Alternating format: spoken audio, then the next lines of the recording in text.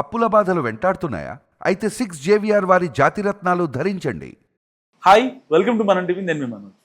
జగన్మోహన్ రెడ్డి గారు రీసెంట్గా ఇచ్చిన ప్రెస్ మీట్లో కొన్ని మాట్లాడిన మాటలు వైరల్ అవుతున్నాయి. సో ఆర్టిఫిషియల్ ఇంటెలిజెన్స్ గురించి మాట్లాడుతూ ఒక డేటా ఉంటుంది, ఆ డేటాకి మనం కొంచెం మైండ్ పెడితే అదే AI అని చెప్పి చాలా సింపుల్గా చెప్పిన పరిస్థితి. ఆయన నిజంగానే అన్నారా, లేదంటే మీమర్స్కి కంటెంట్ కోసం అన్నారా? మాట్లాడదాం. మనతో పాటు ప్రముఖ పొలిటికల్ అనలిస్ట్ కొత్త రవీంద్రబాబు గారు. నమస్కారం. నమస్తే. ఏంటి సార్, అంటే అందరు నవ్వించాలని చెప్పి అన్నారా, లేకపోతే ఆయన తెలిసింది అదేనా?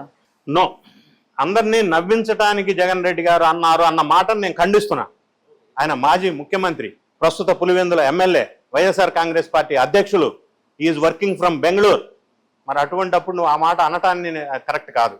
ఆయన బెంగళూరు నుంచి అప్పుడప్పుడు తీరిక దొరికినప్పుడు తాడేపల్లి ప్యాలెస్లో వాళ్ళ మనుషుల్ని పిలిచి స్క్రిప్ట్ పేపర్స్ పెట్టుకొని దాన్ని చదివే ప్రయత్నం చేస్తుంటాడు ఫ్రీక్వెంట్గా. ఎందుకు అంటే అటువంటి కార్యక్రమం పెట్టడం వల్ల ఒక వారం రోజులు దాని మీద చర్చలు జరుగుతాయి ఆంధ్రప్రదేశ్లో. ఆయన ఇట్లా అన్నాడు, యూటర్న్ తీసుకున్నాడు, ద్వంద్వ వైఖరి అవలంబిస్తున్నాడు, సబ్జెక్ట్ లేకుండా మాట్లాడుతున్నాడు, ఏంటి ఇట్లా అన్నాడు, ఇటువంటి అన్నీ జరగాల, చర్చలు జరుగుతూనే ఉండాలంటే ఆయన ఇటువంటివి పెడుతూనే ఉండాలి. దానివల్ల వాళ్ళ మట్టిని వాళ్ళ నెత్తి మీద వేసుకొని వాళ్ళ గోతిని వాళ్ళు తవ్వుకున్నట్టుగా ఈయన చేత ఎవరన్నా అట్లా చేపిస్తున్నారో స్క్రిప్ట్ ఇచ్చి. ఓకే, నాకు అట్లా అనిపిస్తుంది. ఎలాగంటే దీన్ని పెద్ద విశ్లేషణ చేద్దాం పార్టీలకు అతీతంగా. సరే, మీరు మాట్లాడారు, ఆయన ప్రెస్లో చాలా అంశాలు ప్రస్తావించారు. అంటే అన్ని అంశాలు. ఒకటేమంటే కల్తీ మద్యం స్కామ్లో ఉన్న వాళ్ళని ఎన్డీఏ ప్రభుత్వం రక్షిస్తుంది అన్నాడు. అది ఉల్టా పల్టా. ఎన్డీఏ ప్రభుత్వం రక్షిస్తుందా, అసలు పట్టించింది ఎన్డీఏ ప్రభుత్వమా? రెండోది గూగుల్ డేటా సెంటర్ గురించి ఇప్పుడు మాట్లాడదాం. ఏమన్నారు? బాలకృష్ణ గురించి మాట్లాడారు, ఆంధ్రప్రదేశ్లో ఉద్యోగులు వ్యవసాయదారుల గురించి మాట్లాడారు. ఇట్లా రకరకాల అంశాల మీద ఏదైతే మాట్లాడారో అన్నీ కూడా రివర్స్ బాణంగా ఆయనకి తగిలే అవకాశం వచ్చే విధంగా ప్రెస్ మీట్ జరిగింది. గూగుల్ డేటా సెంటర్ గురించి మనం మాట్లాడదాం. గూగుల్ డేటా సెంటర్ ఎప్పుడైతే ఆంధ్రప్రదేశ్కి వచ్చిందో ఇది ఒక నేషనల్ కాదు, ఇంటర్నేషనల్ స్థాయిలో జనం చర్చించుకుంటున్నారు. ఇంటర్నేషనల్ స్థాయిలో డిబేట్స్ జరుగుతున్నాయి దీని మీద.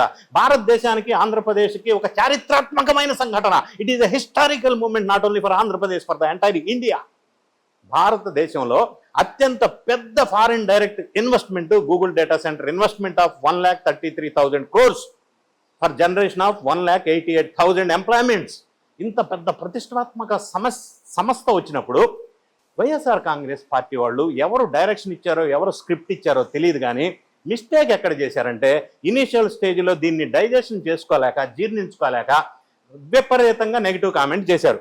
ఏం చేశారు అనేది ప్రస్తావిద్దాం. అప్పట్లో ఐటీ మంత్రిగా పనిచేసిన గుడివాడ అమర్నాథ్ స్వయంగా ఐటీ మంత్రిగా పనిచేశారు ఆయన.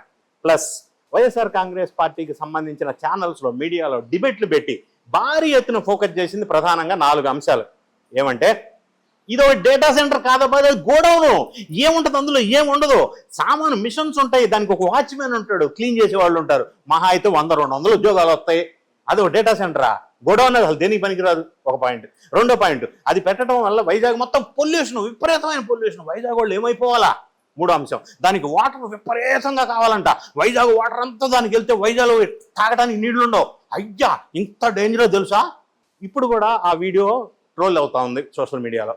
ఇంకొకటి ఉంది దీంతో పాటుగా, దానికి పవర్ కన్జంప్షన్ డేటా సెంటర్కి బాగా ఎక్కువ. తెలుసా నీకు? అంత పవర్ తీసుకుంటే వైజాగ్ అంత అంధకారంలో వైజాగ్. దానివల్ల ఆంధ్రప్రదేశ్లో కరెంట్ రేట్లు పెరుగుతాయి, కరెంట్ రేట్లు. అమ్మా, ఇంత నష్టం ఉంది డేటా సెంటర్ రావడం వల్ల వైజాగ్ అని వాళ్ళ మీడియా, వాళ్ళ మాజీ మంత్రులు మొన్నటి వరకు జగన్ రెడ్డి గారి ప్రెస్ మీట్కి ఒక రోజు ముందు వరకు ఇన్ని అంశాలను ప్రస్తావనలోకి తీసుకొచ్చారు. జనాన్ని ఎన్లైట్మెంట్ చేశారు. అంటే జనానికి తెలియని చాలా విషయాలు వాళ్ళకి తెలిసినట్టుగా దుష్ప్రచారం, విషం చిమ్మారు. దాన్ని ఖండిస్తూ నేను చాలా యూట్యూబ్ ఛానల్స్లో, మీడియాలో నేను దానికి క్లారిఫికేషన్ ఇచ్చా. వాళ్ళు చెప్పేది అబద్ధం, ఇది నిజమని. సరే, ఇప్పుడు పాయింట్కి వచ్చినట్టయితే సడన్గా జగన్ రెడ్డి గారు ఆ ప్రెస్ మీట్లో యూటర్న్ తీసుకున్నాడు. ఎగ్దమ్ యూటర్న్. అంటే నిన్నటి వరకు మాట్లాడిన వాళ్ళందరినీ పిచ్చోళ్ళని చేయటమా? అంటే ఇప్పుడు గుడివాడ అమర్నాథ్ లేదా వాళ్ళ మీడియా ఛానల్లో డిబేట్లు పెట్టి వాళ్ళ మనుషులంతా ఇట్లా ఈ విధంగా చెప్పిన పాయింట్స్ అన్ని ఇప్పుడు వాళ్ళు ఏమైపోవాలి? ఇప్పుడు వాళ్ళు ఎట్లా కవర్ చేసుకోవాలా? వాళ్ళందరినీ పిచ్చోళ్ళని చేశాడు ఈయన. ఇప్పుడు ఈయన ఏమంటాడంటే డేటా సెంటర్ వల్ల ఎకో సిస్టమ్ డెవలప్ అవుతుంది అన్నాడు. మంచి మాటే. రెండోది ఏమంటాడంటే డేటా సెంటర్ రావటం మంచిదే, అసలు వస్తే పర్లేదు కానీ ఆ క్రెడిట్ అంతా నాకు ఇవ్వాలా, అప్పుడు ఓకే నాకు. ఇదేంది క్రెడిట్ గోవాలేంటి? క్రెడిట్ ఈయనకి ఎందుకు ఇవ్వాలంటే డేటా సెంటర్ ఇప్పుడు నిన్నటిదాకా మాట్లాడింది పక్కన పెట్టేశాడు. యూటర్న్కి వచ్చేసాం. ఇప్పుడు ఆయన మనం యూటర్న్లో మాట్లాడదాం. డేటా సెంటర్లో ఆయన చెప్పేది ఏంటంటే జగన్ రెడ్డి గారు పరిపాలించిన కాలంలో 2023 మే 3 అదానీ డేటా సెంటర్కి శంకుస్థాపన చేశాడు, ఫౌండేషన్ స్టోన్. ఆ సందర్భంలో ఆయన దాన్ని బేస్ చేసుకొని data centre, Adani data centre నేను తీసుకొచ్చాను 2023లోనే. అదే ఇది అదానీ డేటా సెంటర్ అయితే గూగుల్ క్లౌడ్ సిఇఓ కురియన్ కానీ, గూగుల్ సంస్థ సిఇఓ సుందర్ పిచే కానీ, భారతదేశ ప్రధానమంత్రి నరేంద్ర మోడీ కానీ, సెంట్రల్ మినిస్టర్స్ కానీ పత్రికా ముఖ్యంగా రాష్ట్రం ప్రపంచం అంతా Google investment artificial intelligence hub plus data centre అని ఇన్వెస్ట్మెంట్ చేస్తున్నామని చెప్తుంటే ఇది అదానీ డేటా సెంటర్ అంటాడు ఈయన. మరి ఆ విషయం గూగుల్ వాళ్ళకి తెలీదా? ఒకటి. రెండో క్వశ్చన్, ఈయన చెప్పినట్టుగా 2023 మేలో ఈయన ఇనాగ్రేట్ శంకుస్థాపన చేస్తే ఈయన తర్వాత కూడా ముఖ్యమంత్రిగా ఉన్నాడు కదా, ఎందుకు కంప్లీట్ చేయలేదు? దాన్ని కంప్లీట్ చేసేది ఉండే కదా. అసలు విషయం ఏంటంటే ఇది ఈయన ఈయన చెప్పుకుంటున్న అదానీ డేటా సెంటర్ 2023లో ఫౌండేషన్ స్టోన్ ఏదైతే వేసాడో అది కావాలి చెల్లికి మళ్ళీ పెళ్ళి అంటారే, అది 2019 ముందు చంద్రబాబు నాయుడు గారు ముఖ్యమంత్రిగా ఉన్న కాలంలో 2019 ఫిబ్రవరి 14న అదానీ సంస్థని ఆంధ్రప్రదేశ్కి ఆహ్వానించి 500 ఎకరాల స్థలం ఇచ్చి 77,000 కోట్ల పెట్టుబడితో డేటా సెంటర్కి చంద్రబాబు నాయుడు గారు ఫౌండేషన్ స్టోన్ వేశారు ఫిబ్రవరి 14th 2019. ఆ తర్వాత ప్రభుత్వంలోకి వచ్చిన వైఎస్ఆర్ కాంగ్రెస్ పార్టీ అది క్యాన్సిల్ చేసే అగ్రిమెంట్, ఇది తప్పుడు అగ్రిమెంట్, ఇది కుదరదు అని దాన్ని రివ్యూ చేసేసి 500 ఎకరాల నుంచి 132 ఎకరాలకి తగ్గించేసి 77,000 కోట్ల పెట్టుబడిని 20,800 కోట్లకి తగ్గించేసి కుదించేసి దాన్ని రెడ్యూస్ చేసేసి మొత్తం దాన్ని మళ్ళీ రెండోసారి శంకుస్థాపన చేశాడు. అదొక పార్టు. దాన్ని సక్సెస్ చేయాలో ఇంప్లిమెంట్ చేయాలో అది రెండో పార్టు. ఇప్పుడు ఇందులో అసలు నిజం చెప్తాను. అదానీ డేటా సెంటరు ఈ గూగుల్కి సంబంధం లేదు.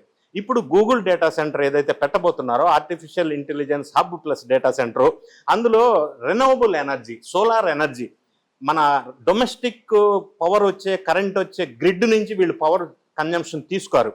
ఈ డేటా సెంటర్కి power consumption 1000 megawatts. Andhra Pradesh installed power capacity 18,000 megawatts. So దీనికి పవర్ ఇవ్వటం వల్ల అంధకారం కాదు, ఫస్ట్ పాయింట్.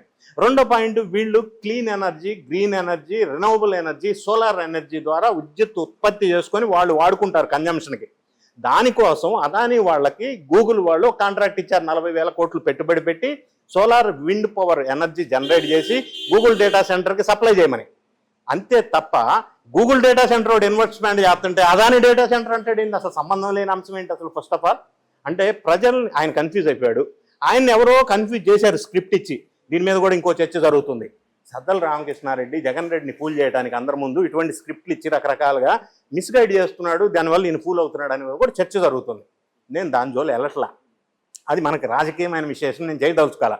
అయితే ఇందులో సబ్జెక్ట్ వైజ్ ఆలోచించినప్పుడు ఈయన సడన్గా గూగుల్ డేటా సెంటర్ వల్ల ఎన్డీఏ ప్రభుత్వానికి మంచి ఇమేజ్ వస్తుంది, దానివల్ల పెట్టుబడులు భారీగా వస్తున్నాయి, అది ప్రపంచం లెవెల్లో చర్చలు జరుగుతున్నాయి అన్నది జీర్ణించుకోలేక క్రెడిట్ అంతా నాదే క్రెడిట్ అని యూటర్న్ తీసుకొని నేనే తెచ్చాను data centre, Adani data centre, అదే ఇది, ఇట్లా రకరకాలుగా మాట్లాడుతూ ద్వంద్వ వైఖరిని అవలంబిస్తున్నాడు. ప్రజలు అన్ని గమనిస్తున్నారు. జగన్ రెడ్డి గారు మాట్లాడే మాటలకి ఒకదానికొకటి సంబంధం లేకుండా రోజుకు ఒక యూటర్న్ తీసుకుంటూ మాట్లాడే అవగాహన లేకుండా ఇంకోటి ఏమంటాడంటే ఆయన అదేది డేటా సెంటర్కి మైండ్ ఉపయోగిస్తే అది ఆర్టిఫిషియల్ ఇంటెలిజెన్స్ అవుతుంది అన్నాడు. నవ్వకుండా, నవ్వుతారు ఎందుకు? డేటా సెంటర్కి మైండ్ అప్లై చేస్తే ఆర్టిఫిషియల్ ఇంటెలిజెన్స్ అవ్వదు.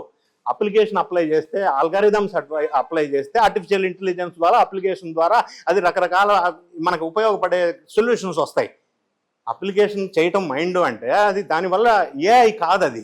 సరే ఆయన ఎందుకన్నారో మనకు తెలియదు, ఆయనకి తెలియదని నేను అనట్లేదు. ఆయనకు స్క్రిప్ట్ ఇచ్చిన వాళ్ళు అట్లా ఇచ్చారు కాబట్టి అట్లా చెప్పారు.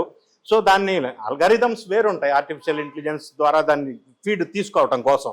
సో డేటా సెంటర్ వల్ల వాచ్మెన్ ఉద్యోగాలు అన్నవాళ్ళు ఈరోజు డేటా సెంటర్ మంచిదే, ఎకో సిస్టమ్ డెవలప్ అవుతుందని ఈరోజు యూటర్న్ తీసుకొని మాట్లాడారు. కనీసం దాన్నైనా మనం అభినందిద్దాం. Thank you sir. సో ఇది రవీంద్రబాబు గారి అనాలిసిస్ చూస్తున్నాం మనం.